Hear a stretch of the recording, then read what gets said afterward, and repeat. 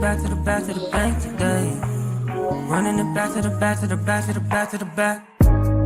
Running it back to the bank today. Baby, I feel it relaxed today. Gotta go try to relax today. Whoa, whoa. Gotta fill out all my apps today. I seen a note, but I guess because they was all over the place. Uh, Welcome to the DMV's Vibe podcast. I am Miss Peach. And now Fearless Swagger. Um, we are in the month of May. It is a new month. May is Mental Health Awareness Month, which is something that we talk about on every show that we have because of the importance on mental health, as well as we talk about physical health. Um, the reason why I wanted to take time out to talk about this because after last week's show, one, we appreciate everybody for tuning into that show. Got a lot of feedback and a request for a part two. Hmm. It's Um, news to me. it was a request for a part two because they felt like we were still kind of surface level with the conversation. We didn't get into details about certain things, but the mental health aspect behind it and how important it is to have a community regardless of what you've been through, whether it's um, a trauma that was unforeseen, whether it was a generational trauma that was passed on to you or something from society. It's just important to make sure that you have the best kind of people around you. Because just Hmm. because you're friends with people doesn't always mean that you should be surrounded by them when you're trying to heal from something. Especially when people do trauma bond. So people do become friends based on the trauma that they've experienced. And sometimes that trauma bond isn't healthy. And also sometimes when one person in the friendship actually starts to heal from that trauma or starts to better themselves uh despite that trauma, then that can actually cause friction in the friendship because now y'all no longer share that trauma bond that y'all once shared at one point in time. So. Um, yes, I definitely experienced that in several friendships. A lot of people didn't understand that when I went away to Texas, I learned or discovered another version of myself. And while I didn't have full sobriety there, but I did have a phase of sobriety where I really had to dig deep and heal, work on my faults, and address things that I had suppressed in order to be able to grow. And I think that's where a lot of people get uncomfortable Hmm. at is because when you want to, some people want to grow, but they're scared to address those things in the past because they don't know how it will unravel. But also when it's time for you to grow or when the growth is coming, you're going to feel uncomfortable. So when you start to feel uncomfortable in situations, places, whether it be job, friendship, relationship, it's usually because you're about to grow or you're about to elevate in some way. And I think a lot of people are scared to let go of the past in some instances. So we stunt our own growth and our own healing journeys because we hold on to things.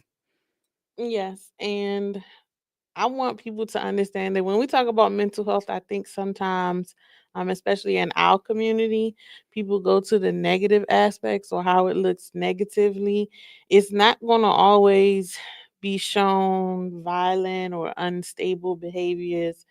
That's how I feel a lot of movies portray it, Hmm. and a lot of the times on social media as well. It doesn't always look like that for everybody. Depression looks different on different people. Some people, their depression is they have a lot of things back to back and they're always on the move because they don't want to, they know if they slow down enough that they may fall apart. That's functioning There are a lot of people who are functional depressive people, so they're really they're still able to function, but they're actually really depressed.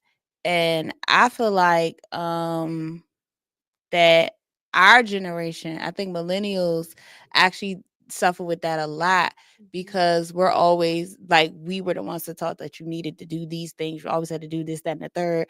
And some of us are always going, and we never take time to sit down and to rest. And then when you finally do, that's when, everything hits you.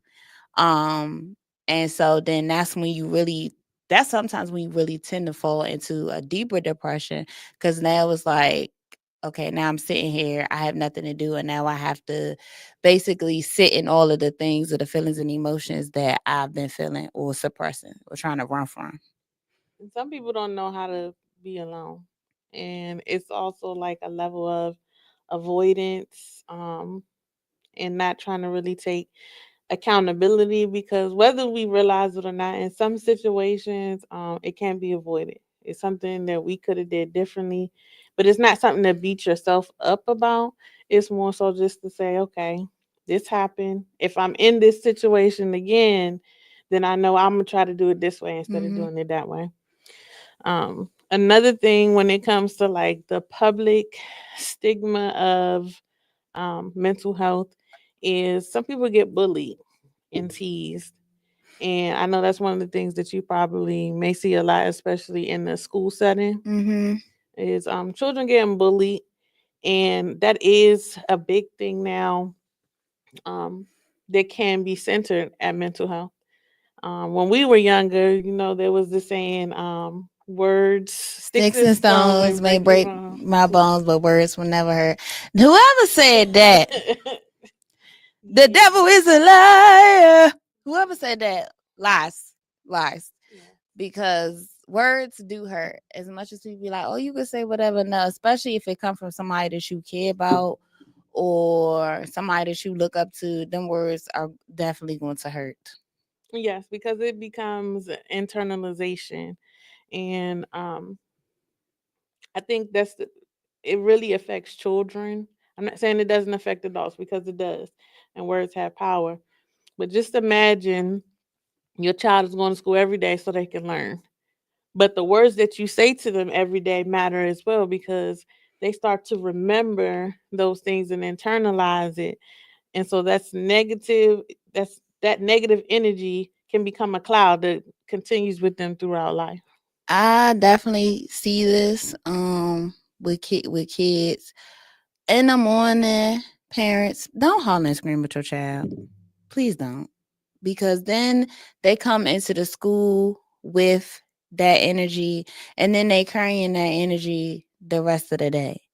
The same way that we wake up in the morning, why you so loud? Why you Yes, they feel that too when you hollering and screaming at them before they go to school.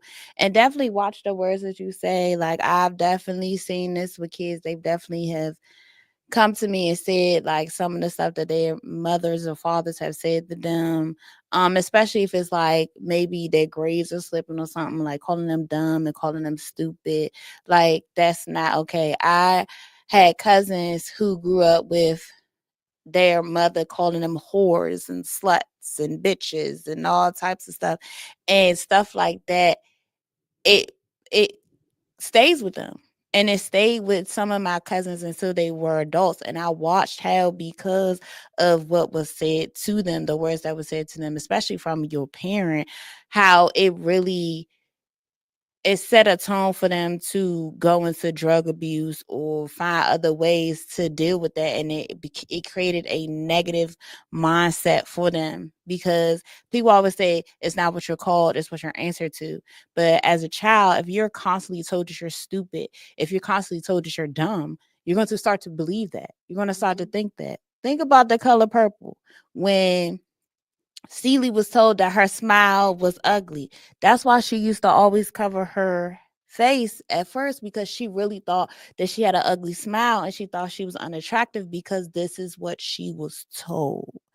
So that definitely watch how you speak to people and what you say. to Most people. definitely. And this doesn't just go for parents. I've watched even some people in school settings. Like they do it a lot, I feel like, with celebrities who make it really big and they go back and they be like, well, there was this one teacher who said I wasn't gonna be nothing.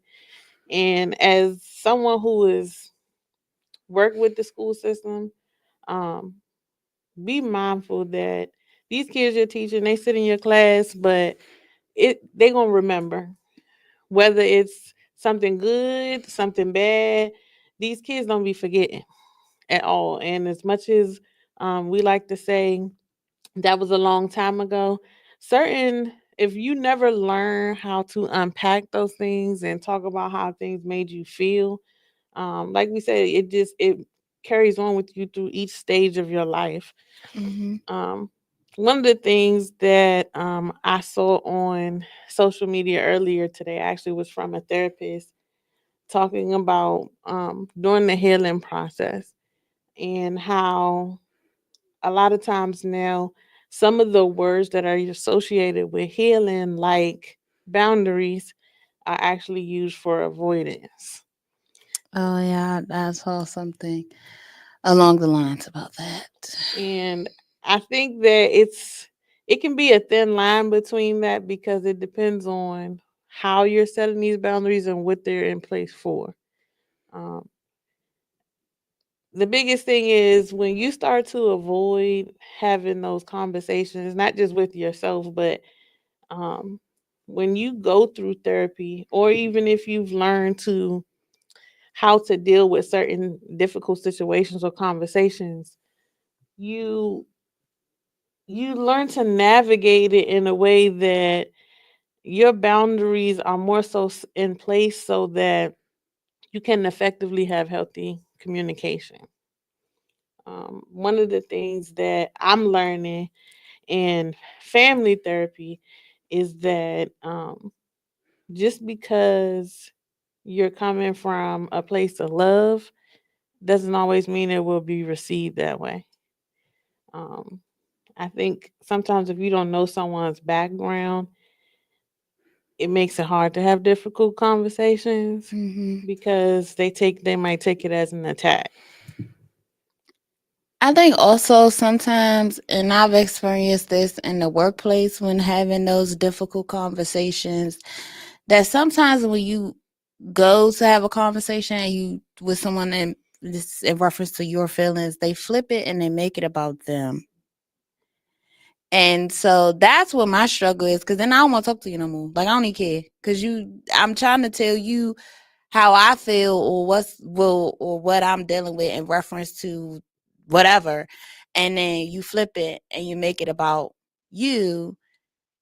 And so for me, that's still a process. It turns me off from the conversation, and I go quiet. I don't want to talk no more because I guess for me it's like you're not being receptive, and some people listen to respond versus listening to comprehend.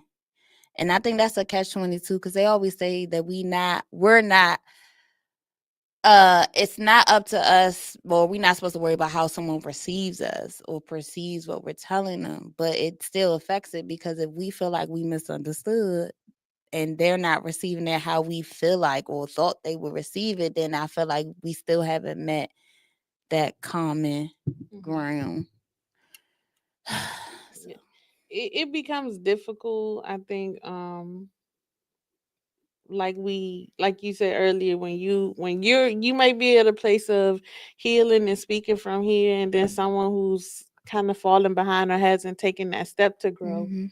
Um, the misunderstanding can be the hardest thing to navigate. Um, and it's another thing that I'm learning because while I have a lot of patience because of the things that I've been through, um, and I'm able to navigate conversations that other people may deem as difficult. Sometimes in those conversations, I get called, like you too harsh, you too blunt, but I still try to lead with love. Like I apologize if it comes out that way, but certain things have to be said to have those conversations. Like every conversation is not going to be easy. Mhm. And I think this in our community, especially discussing how we feel, it sometimes gets tainted with a negative image.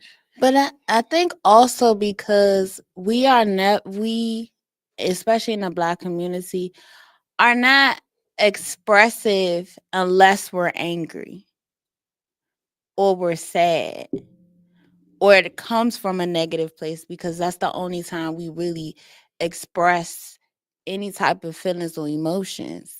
Um Personally, I've had to learn how to be happy, and be happy in the sense where accept it, because we're always, I think sometimes I'm always looking for, okay, it's going good now, but when the negative gonna happen, something gotta happen, it's going too good. And I think that we don't that the struggle is like being expressive in a good place or expressing good emotions outside of love, because I feel like for the most part, we're taught how to say I love you or show someone you love them and stuff like that. But other emotions, I think that in without our community, we don't speak on that. Like we don't. Like I tell the kids all the time, it's more to life than being happy, mad, and sad.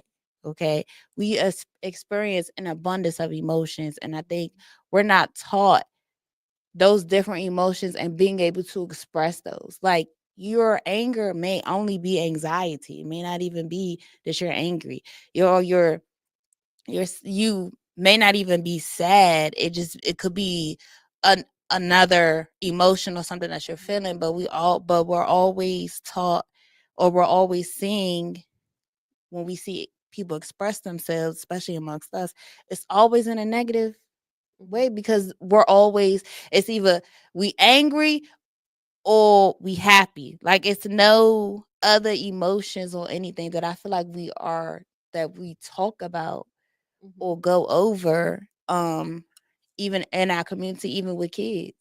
So And I see a lot of Black women get called angry, and I don't think that it's talked about enough that a lot of it's not anger. I think it's frustration, it really be. being tired of certain things. I was on TikTok last night and I saw a lot of people in the DMV are familiar with Donnie P, and she was just talking about like dating in this area, and like you could see it, like she was just like exhausted. It's super exhausting, and it's not just dating here because when I lived in Texas, it was like dating here. I'm being completely honest. It's just niggas with an accent. It dating is exhausting. Um and I personally have started my own journey. As y'all gonna be in my business, but I've started an abstinence journey. Mind your business. And I've been doing it for a few months now. Mind your business. But it got to the point where it's just like I'm tired. Dating is ghetto. You meet somebody, y'all talk, y'all hang out. Then for me, the once though I see the first red flag, I gotta go because Yeah. my ex took me through the ringer. So it's just like when you hear things like, "Oh, we're Black women are angry," "Oh, Black women want y'all to take us out on $200 dates," or "Black women this, that, and the third," and it's just like, no, we're just tired. We're just tired, and um, mentally, I just don't have the capacity Mhm. for it. Like I'd rather sit in the house at night and rub my feet together and solve crimes on my MacBook. Like I don't. And see, I think I said this before. Is like because we kind of grow up in a world where they place happiness upon monetary things, and relationships and children. yes, and so a lot of people connect that way, and then they try to hold those expectations over people. Like, wait, that's not my responsibility to make you happy. Hmm. I think Will Smith said it when before we even go down this road. Woo. Will I'm not talking about Will Smith and Jada relationship, but it was something that he said pertaining to it is basically he learned in his marriage that he had to have his happiness, she had to have her happiness, and then they meet together. And I think that is something that would be healthy for any kind of relationship. Um, is don't your happiness cannot be connected to somebody else because it's going to disappoint you every time. Every single time. So that's how I look at it now. When it comes to love and relationships, like you have to bring add to my happiness, add to my peace. Not you are my peace, you are my happiness. No, because you're not. Like you're adding to that, and that's even with that's any type of relationship, platonic, that's romantic, whatever. Like you're adding value to my life versus I'm placing value on who you are in a sense of like you are the happiness, you're the peace. Versus I just lost my train of thought. But basically, I just feel like we are in control of our feelings and our emotions. And so we have to find that place of peace. We have to find that place of happiness. But I know sometimes it gets hard because, especially as a Black woman in America, as a Black woman in education, let me just say this, y'all. I'm tired. I'm tired. Um, and there are days, and I've been very open about this, even with my students, where I just don't have it. Mhm. I don't have the mental capacity for it.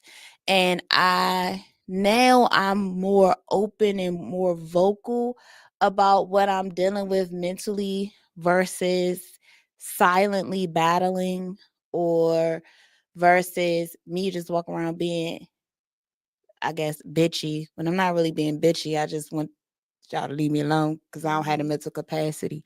Um, and I think now for me it's in a place where the if my cup is not running over, I can't give y'all nothing because I can that what's in the cup is for me. And I it's think it's just the season though. Like that after 35 mark, it's just like you realize it's not necessarily that you burnt out all the way. It's just that like, damn, what if I have to show that I did for myself? literally where I'm at. Being able telling people no, that's good for your mental health. And it's a struggle for me because I'm normally like I am just going to do it, and I actually had to do it today. I just had to be like, no, like I don't want to do it, I'm not going to do it. This particular situation, I told them it causes me anxiety anyway, so I really truly hate doing it, but I do it because it was something that I was supposed to do. But it gets to the point where um y'all burn out good people. And I think that at this age now, and I just said this to one of my friends today. I said, I am trying to prepare myself to step into 40. That's where I'm at Mhm. because 40 is approaching. Be 37 this year. So it's like, I want to go into my next chapter mentally strong, physically strong, spiritually strong, emotionally strong. And like you just really got to like start nurturing your own Mhm. mental health. And understanding that mental health is not a weakness. It's just it's a human trait that everyone has some form of negative aspect that they deal with mental health, and it's really about you being proactive to counteract it. Finding a positive outlet, a positive reinforcement. um, I would say for me, pers- personally, with my mental health, um, it involves me taking off work sometimes. Sometimes I can do it on the weekend, and what it's just self care, where it's just time for me. I think I had to learn to be okay with saying no. That was the biggest thing because not necessarily scared to say no. It was the guilt behind saying no. I think we feel guilty because we just say no. And this is actually something that I had worked on in therapy earlier, well, probably later last year in therapy. I had to stand up for myself in the situation, and I told my therapist about it, and I said when I did it, like I cried, and I was like it sucked, but I had to like speak up. I had to stand up for myself, and I had to be like, no, like I'm not going for none of that. And I think that is something that we like. I feel like Black women especially suffer with that because a lot of us are the strong ones. We are the ones that always going to show up, that's reliable in certain spaces. And so when we do say no, it's like we feel really really bad. And then like sometimes when I tell people no, I be wanting to be like, well, I hope you're not upset, or but then I'm just like, You can't worry I about can't that. worry about that. I can't It's worry as about it. soon as then that opens the door with I could get them to change their Then that's the mind. guilt. Then it's like guilting you into Yeah. changing your mind. So you gotta say no and stand on it. I definitely so like I said, I'm in family therapy, and one of the things that my dad said to me is I'm always the person keeping everybody together. I'm always the person showing up for everybody. And at the end of the session, I was just like, I don't want to be referred to as that because at this point, I'm tired. Like, and I think I learned to give my parents grace be going through my 20s and 30s because I'm like, man, y'all was raising kids having to go through this shit. Like yeah, I probably would have lost my mind. So I did learn to give them grace and give myself grace with navigating situations. Therapy definitely I feel is a good resource. You cannot Mhm. do all your work in therapy. It's taking the things that you learn and applying it to situations in life so that you can navigate them. Well, for people who say that therapy doesn't work, it literally is because you are not doing the work. Like the therapist is there to guide you and give you the tools in which you need to navigate through certain situations. But if you're not doing the work, if you're not applying what you're learning, same way when you're in school, if you're not applying what you're learning, then how are you going to be successful? And I definitely agree with like always being a reliable one, always and I'm with you. Like I literally on the way to the studio, I was like, the only day that I literally have free to myself now is Saturday. That's it. Like I really was saying, like I literally am busy from Sunday. I'm almost busy 7 days a week, but literally the only days I have to myself is Saturday, and I'm just like, I'm tired. I'm Mm-hmm. tired. And because I show up in so many different places and multiple capacities, like it's getting exhausting. I can't wait for summer break. I can't wait. Cause Saturday morning I got up and I ran and walked around the lake that I like to run and walk around. I usually do that in the summertime. And I just was like, you know what? I'm ready for summer. I felt so relaxed, so at peace, so It's about that water. yeah, well, I love being by water, but I'm just like, I'm tired because really showing up is a lot. It takes a toll on you after a while. I mean, I saw if y'all haven't noticed, I have not been sending out inspiration. I be trying to, but then I get distracted. So I'll probably be better this week. But last week I was sick of everybody's shit. So No, I mean we peeped in. I was trying to pick up, filling the gaps a little bit. But I definitely understand because like um I told y'all last Sunday, she's the person in the group that always on it. And so I understand that we don't expect it from her. Now, if she had went a couple of days and didn't say nothing, I'd be like, hey, you all right? You good? But it's definitely noticing, I would say in friend groups is noticing when someone Mhm. is having a moment or sometimes we have to stop being like so self-focused, especially if we have friendships that we know um there's growth there where both people are growing and we support each other. I think sometimes it's important to, okay, take a minute. Okay, I'm gonna check on myself first, but also still the people that you care about. Hmm. Um, I did want to go through just a couple of questions, and so one of the questions is, when did mental health first become a personal topic for you? Um, I think mental health became a big topic for me. I'm gonna say the first time that my mother had got real sick, my mother was on life support for 10 days in 2019. No, 2018. Sorry, guys. After COVID, everything run together. So, Absolutely. um, so, I started dating this dude, and I just felt like I had cussed him. I was so bad, and I just was like, he didn't deserve that. I don't know. Years later, and two conversations years later, he probably did deserve it. But but back then I was like, dang, he really like I've read through the text that I sent, and I was like, bruh, he did not deserve to be cussed out like that. Like it was real bad. So I ended up going to therapy, and I ended up talking to my therapist, just about the situation. Um Let me say this: when it comes to therapy in our community, you don't have to be in crisis to go to a therapy.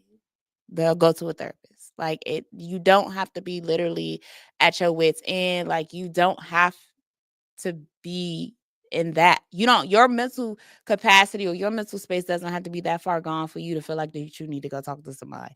I just was like, dang, I ain't had to cuss that man out like that. So let me just go, talk to the lady. So I did. And she even put me to the point where I was only coming once a month because she was like, you're not in crisis. Like you sound like, you're okay. It's just certain things that you need to deal with. And that's when she diagnosed me with mild anxiety. And I feel like the second time it really, really came back up was after my mother had passed away. And it wasn't, so I didn't go to therapy, and I've said just before about losing my mother. Like I didn't go to therapy for the grief because I'm okay. I'm at peace. I went to therapy to deal with the ones that are still living and breathing. Um and I know this personally since I started, and I actually talked to my therapist about this, that my mental space, my head space with certain situations and my head space overall is much better. And now I'm in a place to recognize when I can feel myself like getting ready to, I'm not gonna say lose it, but because I ain't gonna crash out. I ain't never a crash out. But now I know when I need to take that break, when I just don't have the mental capacity, like now I know it. So but those were the two times, honestly, me going to therapy was all stemming around something that happened in reference to my mother. But not in a negative way though.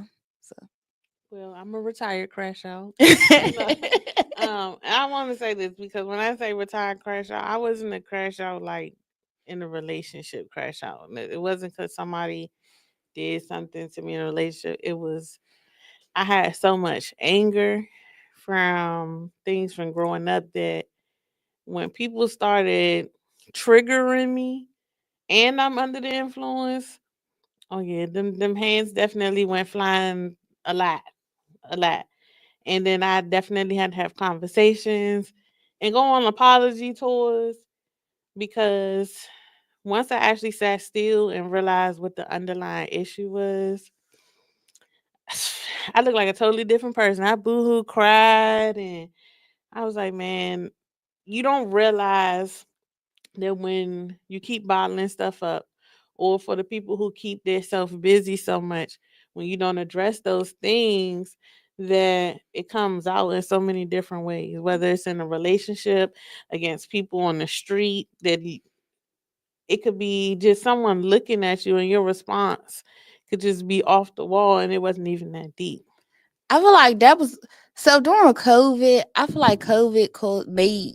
I don't know about other people, but for me, it made me really sit in some things that I didn't take time to like really think about or digest or whatever the case may be. And I think it really, because I mean it's during that time we wasn't going nowhere. Really wasn't. I mean, we talked to people, but it just for me it was just different. I had just cut my sneaky link off, so so Yeah.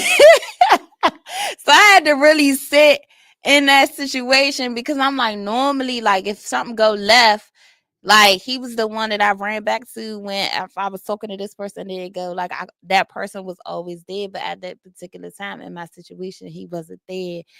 But he wasn't there by my choice because I made that choice, and it was like me having to really realize how unhealthy it was, how the attachment wasn't good for my mental health, how it could potentially me holding on to this or keep running back could be keeping me from who my future boyfriend is or who my husband is. So it was a lot of things that really sat in me, and my best friend at the time used to really have a long conversations um just about that and about being able to let go and release that. Yeah, COVID was. Whew, I be looking at my journals. I was so much better during COVID. Journaled every day, my prayer journal. I go back and I look on that, and I'm just like, man, I really came a long way. Like, was really holding on to some stuff, but I'm so glad.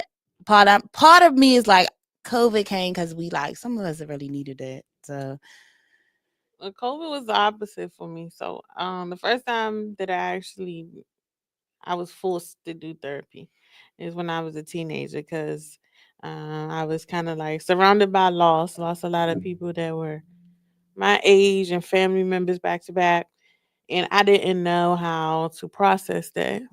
And in my family, we weren't talkers per se, and my dad didn't do too well communicating. So my process was bottling it up, and it came out in anger, rage, and responses. I didn't do therapy again until 2021. No, I take that back till 2020, summer 2020. And it was after losing my brother when I said, I've done so much work to not be this angry drunk that I don't want to go back to that. So I had to find another way and resource to be able to navigate it where I'm not gonna lie, y'all. After I lost my brother, I don't even know how them people still kept me employed because we was working from home. It was days that I wouldn't log in till 2 o'clock, and I was supposed to have been on the clock at 8. mm, And they never said nothing. It started catching up later, but if it wasn't for therapy, I probably would have been even worse than where I was at. And so taking the initiative myself felt different than being forced into therapy. mm. Is and it's okay to be lost, or if you're struggling, don't take struggling as you're failing. Take struggling as, okay, I need to figure out what my next step is. Um the biggest thing is identifying it and understanding that it's okay. It's okay to not be okay. The biggest thing is having someone to reach out to. Sometimes it's easier to talk to a stranger than it is someone you know. That's why I went to therapy because I said I wanted to talk to somebody who did not know me, that was not going to advise me based on what they think I was going to do or should do based on what they've already known about me. So that's part of the reason why I wanted to go to therapy, because I'm like, I don't want to talk to y'all. Y'all know me. What do you think was a turning point where you decided to, um, I would say, speak up for yourself in all spaces? Um, I think honestly after last school year, because um I realized, and this is just me in general, like I literally don't say no. Like I literally show up to everybody for everybody, all that. Even at work, I never took days off. I would come to school sick. I would do or whatever it was. But after last school year, like I realized like I got if I'm doing all the work at therapy to where I'm able to speak up for myself in other spaces, like it's time for me to just be able to speak up for myself all in all places. And I realized that once I really started speaking up for myself, that it made me feel better because I wasn't holding on to how I felt. Now, if you receive it well or whatever, that's on you. But I look at it like I said what I needed to say, and how you receive it, that's up to you. But being able to speak up in all spaces has helped me navigate life a little bit easier.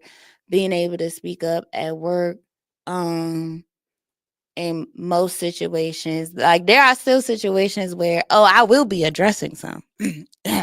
But I just have to find the correct way to address it, especially as a black woman in education who wants to bring up racial disparities. But that's a whole nother story for another day. Um, for me, I would have to say it was a generational thing. My grandmother and dad come from a different time, and I think my dad um, took a lot of things that he got from his parents into parenting, and for me, it didn't allow me a space to be able to speak up. So once I got to a certain age, I really had to learn how to do it in a respectful way. I'm not Mhm. gonna lie, because in high school, I probably did it in a lot of disrespectful ways. But in my 20s, it took relationships to go south for me to really be able to navigate it the correct way. Where I had to really stand my ground against people in your family who still look at you like a little kid, and you having to set boundaries and have conversations like, listen, I love you and I want you to be a part of my life, but if our conversations are only going to be this and this, or you're not going to allow me to express myself, then we don't have to talk. I think that's a struggle within the black community, period, is baby boomer parents, maybe Gen X, seeing us as adults. And I had to actually get myself out of that mindset too, because I'm like, I'm doing certain things, but I'm like, girl, you grown. Like you grown, big. And it's like you're an adult. So you could do whatever you could say with it, not whatever as in whatever, y'all get it. But you know what I'm saying? You're an adult. So you pay all your own bills, you carry your own weight. So yes, you are able to do certain things, and people just gonna feel how they feel. But a lot of elders don't want to see us as adults, but we grown. At all. And, some of the things, like, I felt bad because it was like, I don't want to talk to my grandmother that way or my dad that way. But conversation had to be had for us to grow to where we are now. So it was um, a tough learning experience, but it was definitely well worth it. So I want to talk a little bit about what therapy is not. Therapy is not the place to me, and it's just my personal opinion, but it's not the place to go and get a cheerleader. Meaning you only telling your version Mm-hmm. of the story, and you're not giving the whole scenario, the whole truth. Like the only way it's going to help you is if you be completely transparent. I think a lot of times people get honesty and transparency confused. We had X who talked about it briefly last week. Like transparency is basically you offering the information as opposed to someone asking you a question and you giving them the honest answer. Mm-hmm. And I think therapy is a place where you have to unpack everything. Ask the questions, ask yourself questions. Um, it's okay to say that you need help in some areas. Like, no matter how old you get, it's always going to be something to learn. And I really wish that the generations before us will actually listen sometimes to the things that the generations after them had to say, because I think they could learn as well. But like you gotta want to learn those things. Like, I'm very transparent and very open about being in therapy. Like I make jokes, but I be dead serious. When I be like, you're probably in my therapy notes. Yes, probably. Half of my workplace is probably in my therapy notes. If I ever talk to you or we dated, you're in my therapy notes. So it's like, I'm very open and I ask questions, because I therapy is it's about growth.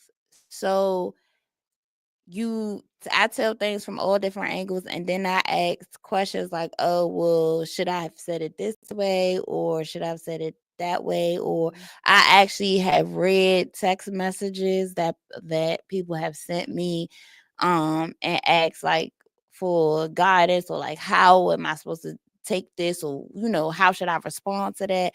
But so when you go to therapy, like, you really really have to be open and honest. And then also be honest with yourself in reference to like same way Pink said, you gotta treat these therapies like you do these hoes. When you gotta run through them until you find the right one. Okay. So it's the same way with therapy. And you can outgrow your therapist. Like, if you feel like your therapist is not giving you what you need, or you feel like you're no longer gaining what is necessary for yourself, you can switch therapists too. It's okay with that, Mm. because at the end of the day, like, they're still offering a service. So I know it's probably like, dang, I done been with this therapist for a year and a half. I done told them all my, Attachment. whatever. It's like, okay, and you could do the same thing with the next one. Hmm. And also therapists will call you out. I've had friends who've been in therapy who their therapists have said like, I'm about to drop you because you're bullshitting. Like, call them out on it, because they're not being. They could tell that too. Like, they could tell when you're not being transparent and honest about a situation. They could tell if you're not doing the work either. Like, they could tell those things just based on the conversations and stuff. That you have. So Does your therapist give you homework? when I haven't had homework in a while, but yeah, she gave me homework. I'm one was to journal more, and I need to get back on that. And then when it was a conversation that I was told that it was a conversation that was had about me and with family, and I had went to her about a conversation, and so she basically gave me the homework about um confronting my family member about how I feel or whatever. And she also taught me to write things down. I do not do well with expressing myself off the top of my head, because I will ramble and I will go on and on and on. So she basically had me write talking points and then use the talking points to express myself. So. So, and I've had to do homework before. A lot of it has just been, to me, what I would consider basic things. For example, we had homework one time where um, to validate someone's feelings. Mhm. And you don't realize until you actually doing the homework that sometimes your life be so busy that you don't even have conversations that go past the surface level with some people.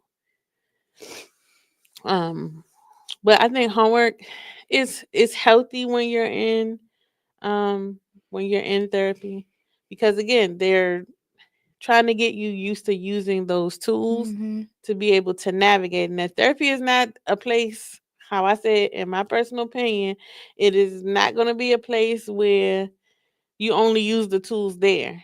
Because the whole purpose of therapy is for you to grow, be able to take these tools and resources so that you can use them to navigate the things that you were struggling with.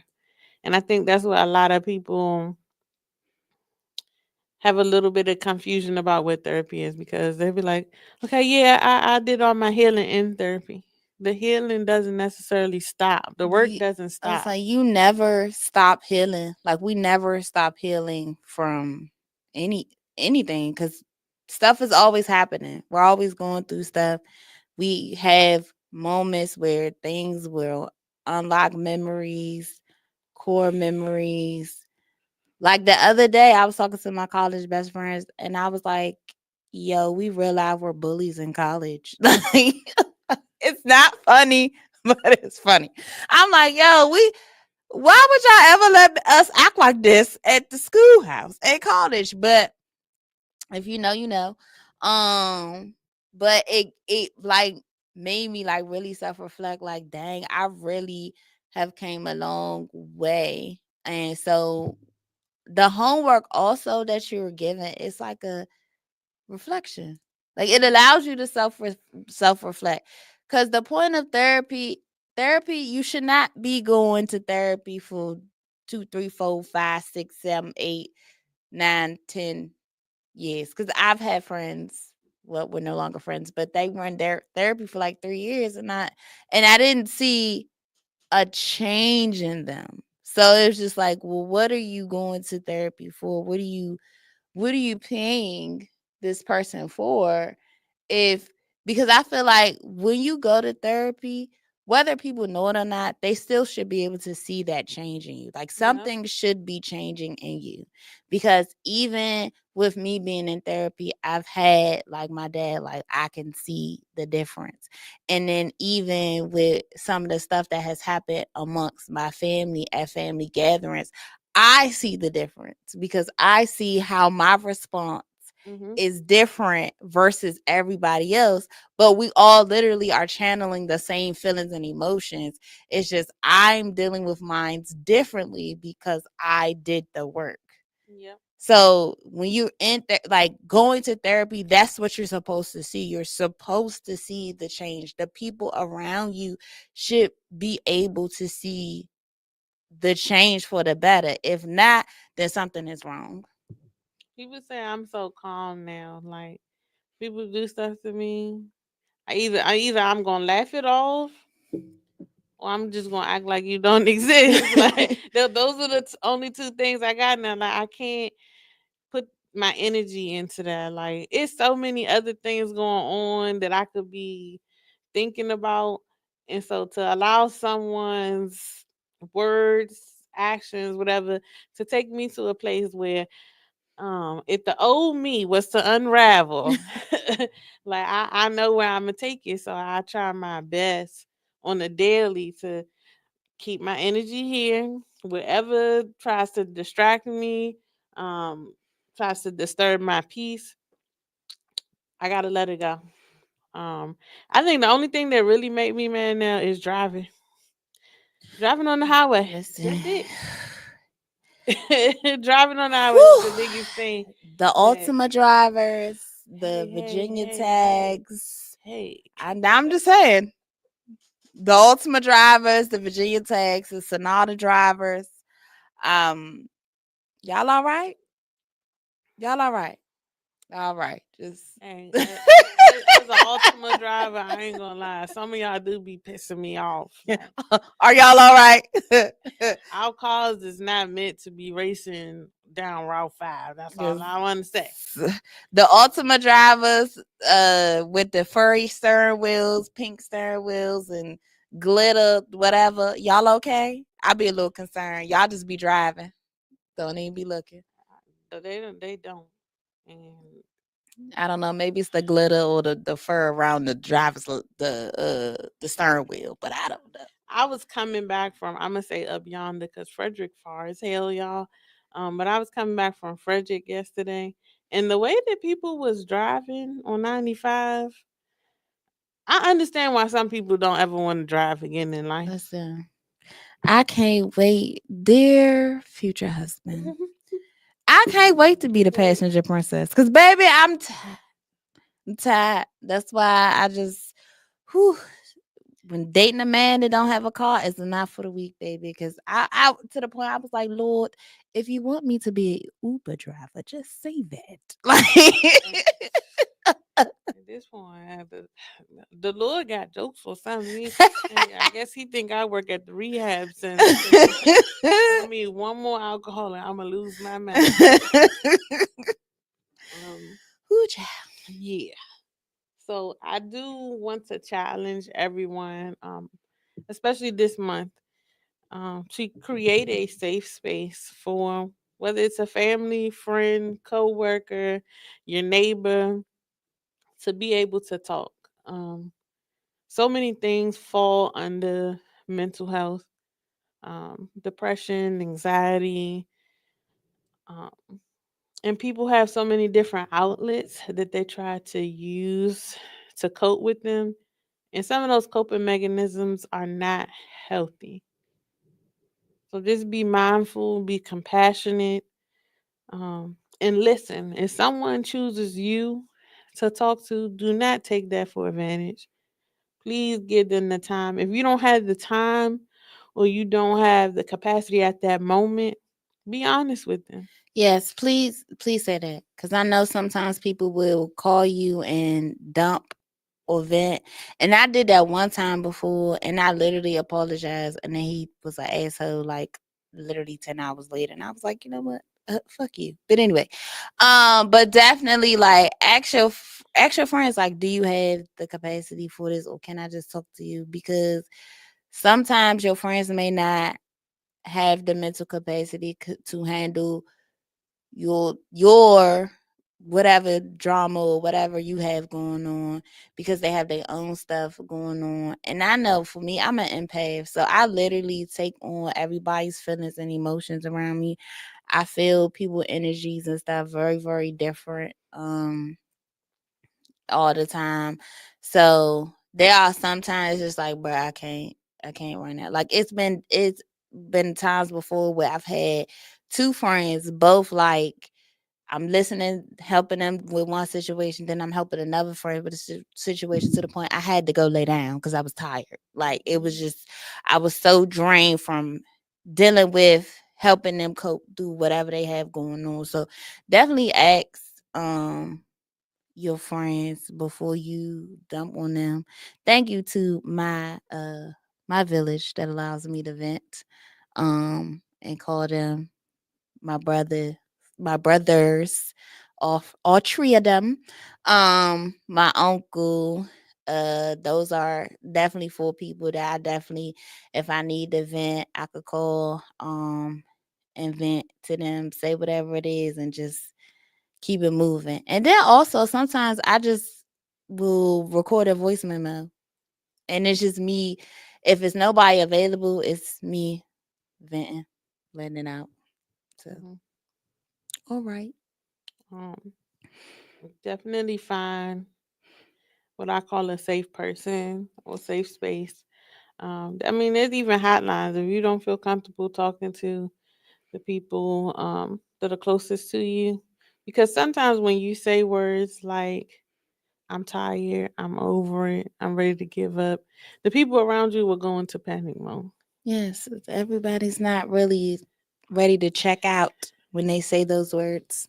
Now, I do challenge y'all to listen though sometimes and ask questions. When you ask questions, you get better clarity on what people actually mean. Like, what do you mean when you say that? Like, what is like? Don't just take those words that someone said. I'm tired. I'm over. I'm ready to give up. As someone is ready to harm themselves. Hmm.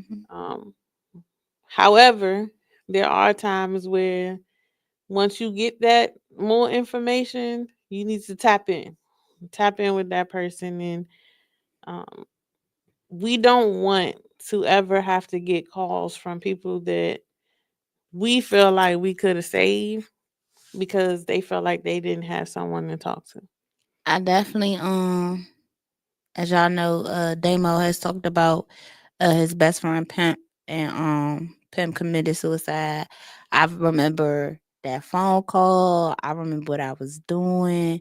Like, I could not believe it. And I think that you just really got like really hone in on people, and sometimes you gotta let people know that you love them and you care about them. Mhm. um that's the one thing that honestly I do cherish now, especially as I'm older, especially with my friendships and my village. Like, we literally tell each other that we love each other all the time.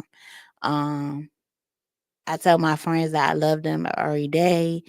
um my brother Mike, me and Mike will tell each other we love each other. We talk every day, even if it's just that Damo randomly texts me. He be like, I just want to let you know I love you, sis. My dad will text me on throughout the day, or text me just to be like, love you. So definitely, you need to do more of that with your friends and your family. And Mhm. also, ladies, Listen. ladies, listen, with a ladies, listen. When that man, especially that black man, comes to you and vents to you and talks to you about what is going on in his life and is vulnerable with you, do not throw that up in that man's face. Ladies, I'm talking to the ladies. Please stop doing that, because it makes it harder. Dating is already ass. It makes it harder for women that really are safe spaces, that really will talk to that man, that really will make sure that man is okay and never throw that up in his face. Don't do that, y'all. Don't do that. Please, please, please. I'm such an advocate for that, because I find it an honor when the men in my life are vulnerable with me. I find it as an honor when they're able to cry and whatever in front of me. I don't look at it as weakness. I don't look at it as, oh, this nigga solved this. No, Mhm. because you know how strong you have to be to cry in front of someone. You know how trusting of that person you have to be to allow them to see you in your full fledged emotions, Mhm. especially as a man, because society has taught them that boys don't cry, men don't cry. You never let them see you sweat. Never let them see you sad and stuff like that. So please, please, please, when that man comes to you and he's open and honest with you, cherish that and help him. And don't end up using it as a weapon. Not a weapon. It don't mean you gotta. If the situation's over, you go tell their business. Like, take it seriously because there's so many people who don't express themselves. And you have people like, for example, I'm just gonna say the actor Robin Williams, who literally made the world laugh. Seemed like he had such a sad life to take his own. So just be mindful again of the words that you use, the space that you're creating. Mm-hmm. Take accountability and take the initiative. Like, some of y'all shouldn't be dating right now. Y'all should just be focused on working on Whew, yourself. that part. That some of y'all who have never truly been by yourself, and when I say be by yourself, I mean really by yourself. I mean phone dry, nobody texting, calling you, whatever. Y'all, some of y'all truly, truly, truly need that, because you need to heal. Because when you go from relationship to relationship to relationship, you're not doing anything but leaving a trail of brokenness. because you break every person that you deal with, or you cause some type of negative something in that situation. Mm-hmm. So that's why it's really really important that if you know you just not ready to be out there and about you know you can't be vulnerable, you know you can't be open with a person, you know you can't be emotionally available, because a lot of people are emotionally unavailable and they don't realize it. I've had a friend who went to therapy who said she thought she was emotionally available until she realized she was actually more emotionally unavailable than she was actually available. Mm-hmm. So you need to really take that time, man. Heal in between relationships. Okay. We know who's doing the work if they end up in a relationship within the next 2 to 6 months after y'all broke up. And it was a crazy breakup. Because Yes. breakups aren't always, messy. But at the same time, you definitely just want to take that time. I feel Mm-hmm. like when you take time to evaluate or self reflect in between those, it also helps you avoid rebounds or repeating that pattern. And I think that's what it is. I think a lot the rebounds is what is really like the biggest issue, because you sometimes people try to fill that void, and you're not gonna fill that void until you sit down and figure out what it is. Mhm. um like with my last relationship, the breakup, I mean, it wasn't messy. uh Give him a drink. it wasn't messy, but the other things that happened after the breakup was a hot mess. Cute, um I'm a survivor. Okay, hello, thank you. And granted, me and my ex, we cool, like it ain't no beef or nothing. But he could never, ever, uh, and that's on my mama. Okay, he could ain't no coming back. Never said it, never. Okay, but you do. But for me, I learned a lot about myself, and in the midst of all that, like I had to really sit back and heal from that, because I really allowed myself to really fall into a deep space, because I was trying to make somebody happy that really was struggling with whatever they had internally. And now that we are no longer together and I have stepped out away from that, we did first of all, we went a whole year without talking to each other. So before anybody be like, it was a whole year no contact. Um And it was a journey. it As it, someone who was there, it was a journey. it was tough. But I feel like I came out better. I'm able to navigate things better, and I know I'm over it because I'm able to have a conversation or multiple conversations with this person. Now I have not seen him, really ain't pressed to see him, no desire, but no shade at all. If y'all know, y'all know, y'all know. No shade at all. But I just feel like it's been 2 years since we broke up. I feel like I'm in a much better space, and it took me a minute before I even start like trying to really date somebody else or really entertain somebody else, because I really had to get over that. And then I realized even now that I still have PTSD when it comes to that relationship. Relationship PTSD is a real thing. It's a real thing, because depending on the severity of what you went through in that relationship, it still stays with you. So it's still a process and it's still a healing journey. And before I went on the journey I was on, like I really would really meet men and I'm like, yo, you gotta be patient with me, like, because I'm still dealing with Mm-hmm. that. So also then it made me feel like I maybe I'm just not ready to be in that place. It took me like a year before I was like, all right, I'm ready to try and date. So they tried. Now I don't want to anymore. So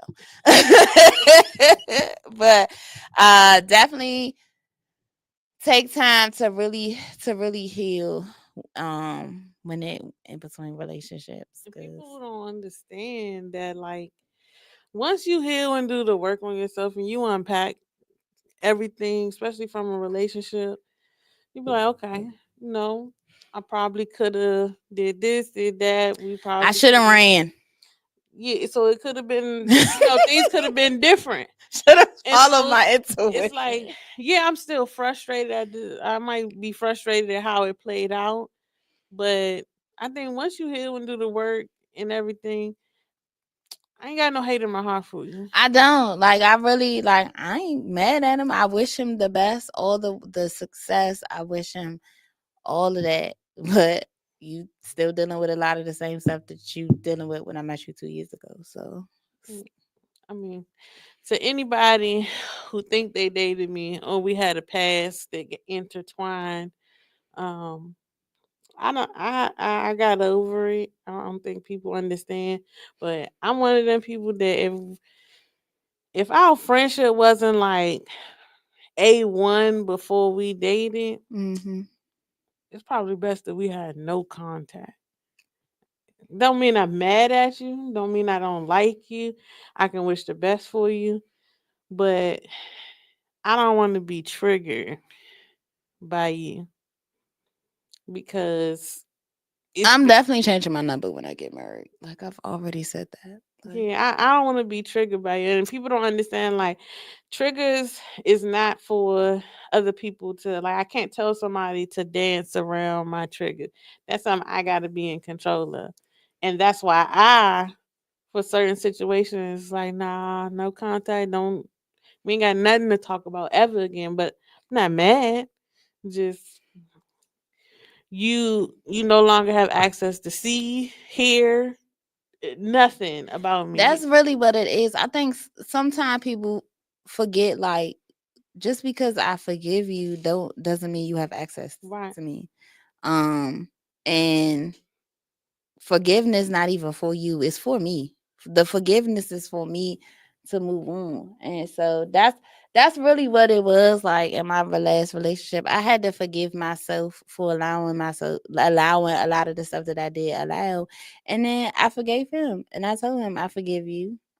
Because I realized where a lot of the Mhm. stuff stemmed from. So I'm like, I ain't about to walk around with ain't no malice or anger in my heart. Like Yeah, that first year was hard though. I definitely had a lot of anger. Like if I run into this nigga, you better hope I'm not behind the wheel. But but I definitely did learn a lot about myself, and it took me. I had to sit down and have real conversations with my dad. Like when I'm in tears, I'm like, I mean, I hate to point a finger at you, but it was a lot of things I realized in our relationship that played out in my relationship with that person. Yes, that was the reason part of the reason why I went back to therapy because I felt like I saw elements of my father in my relationships, but not the good aspects, the negative aspects.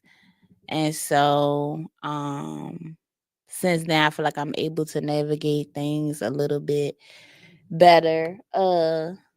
So yes, therapy will can help you navigate through your relationships too, because she helped me navigate through some situations.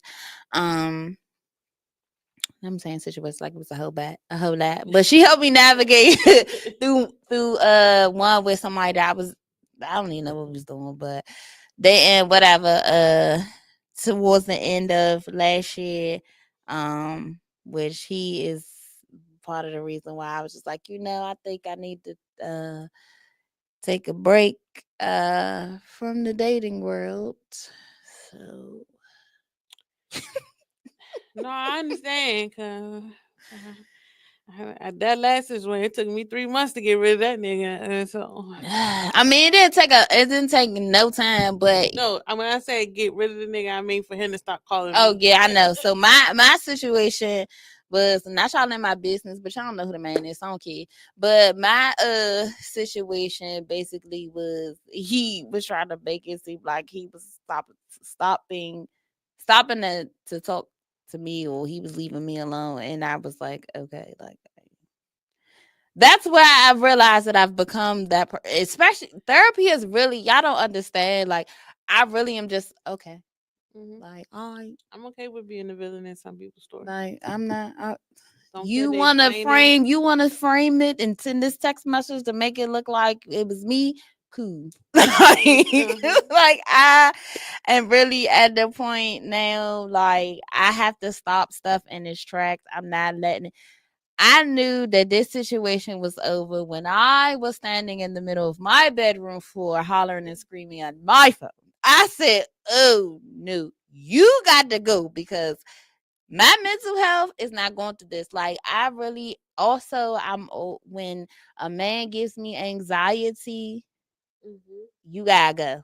Like I can't. My mental health cannot take that. Like I literally feel like I'm always in fight or flight mode at work because as an educator, we make 50 million decisions a day. And when in my personal life, if you got me feeling like, and that's if we just cool, we friends or whatever. You got me feeling like I'm in fight or flight mode, and you got my anxiety all over the place. You gotta go. Listen, I tell people all the time, the the person that I had to suppress in me with all that anger, that's Kendrick. So if you activate Kendra gotta go. Like I can't stay around for that. Um, I do want to, as we wrap up this episode, I really just want y'all to tap in. Not this month. Like I said, we push this every single episode to tap in with your mental health. Check in with those your core people. I'm not saying you gotta call all your aunties, all your cousins, all your uncles, but those people who show up for you, definitely tap in with them. It only takes a couple of seconds to say, how are you doing? Are you really okay? Because Mhm. by nature, we say, yeah, I'm good.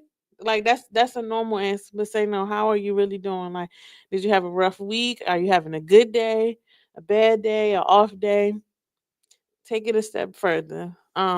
Before I let Phyllis do her final thoughts and words of encouragement, I do want to shout out two businesses, black owned, right here in the DMV at the National Harbor. What I did not know was that the Brass Tap was black owned. That was something I learned myself. As well as so the Brass Tap I believe is I think that's on the first row of restaurants, but it is at the National Harbor. Also, the Mahogany Bookstore, two black owned businesses right at the National Harbor that y'all should go check out.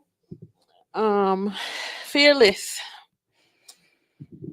I'm gonna let you go, and y'all, at home, don't get emotional because I know she about to make me a little bit emotional. Okay. Okay. So this for my words today, I kind of just wanted to talk about coping with grief on Mother's Day. As we all know, Mother's Day is coming on Sunday, and I just wanted to talk about being as supportive of those of us are who no longer have our moms. I think that sometimes we really don't think about that. And again, we don't think about it until we're actually going through it. We all know that losing a parent is a fraternity that we all, well, most of us will join one day. And it's hard. And so I actually was just talking to Jasmine, who was on our show before our group show, and she actually asked me how I felt about Mother's Day, and Mother's Day is coming up. And I told her, I was like, I don't know. I haven't really thought about it. Um, I do know last year I spent Mother's Day in Philly with my aunt, but if she hadn't have called me, like I really would have spent it by myself. But these are some things that you can do, like as to be supportive of your friends, but also just something that those of us who have lost a parent. So first I'm gonna start with how we could cope with our grief. So just acknowledge it. So accept your feelings, whatever they might be. I tell people all the time when it comes to anything in reference to my mother, I allow myself to feel that. So if it's something that comes up and it makes me sad or it makes me cry in that moment, I will cry. I have done it at work, sitting by my in my desk by myself, think about something, and I'll start tearing up. So I allow myself to feel those, acknowledge that you miss them, and then just remember that those memories are still there. Um, Also make some time for you. So Mother's Day may bring up many reminders and highlights of our grief. It is still important to find time for yourself to remember your mom in the way that feels right for you. So however you want to honor your mother on Mother's Day, do that. Um I know I'm gonna go to the grave and probably put flowers down, but I don't know what I'm doing after that. I always try to, especially on her birthday, I always try to do stuff that we would do together, or on her birthday and the anniversary of her death, I always try to do stuff that we would do. So maybe do something that you and your mom would do, or something that she liked to do. Also, talk about it. Talk with loved ones about your emotions and try to be honest about what you want.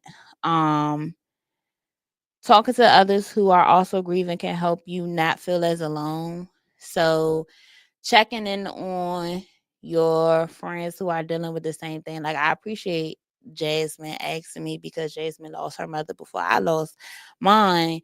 But it still hit the same. Mother's Day is hard for me because it's always Mother's Day and my father's birthday. So I will always spend time like looking for gifts, buying stuff, like whatever it was. And with my mom, like if she was here today, she would tell you whatever that lady wanted, she got it. Whatever she asked for, whatever, like I would go out my way to do something for her.